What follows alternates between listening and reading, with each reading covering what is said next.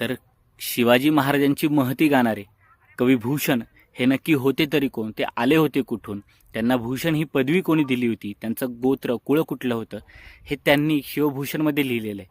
तर ते आम्ही तुम्हाला सांगतो. द्विज कनोज कुलकस्यपी रत्नाकर सुतधीर रहतती विक्रमपुर सदा तरणी तनुजा तीर. हे त्यांची माहिती होती, म्हणजे ते द्विजकनोज कुल्यकस्यपी रत्नाकर सुतधीर. आणि त्यांना कवी ही पदवी, भूषण ही पदवी कोणी दिली होती, तर कुलसुलंक चितकुट परबत पर साहस सील समुद्र कविभूषण पदवीदयी हृदय रामसुत रुद्र. नंतर ते शिवाजी महाराजांकडे आले आणि ते स्वतः लिहून ठेवतात. देसनी देसनी ते गुणी आवत जाचन चाही तिनमे आयो एक कविराज भूषण कहियत जाई. आणि पुढे कविराज भूषण छत्रपती शिवाजी महाराजांवर आपली निष्ठा वाताना म्हणतात की न व्यापारी जहाज के न राजा किसी राज के भिकारी हमें कीजिए महाराज शिवराज के महाराज शिवराज के.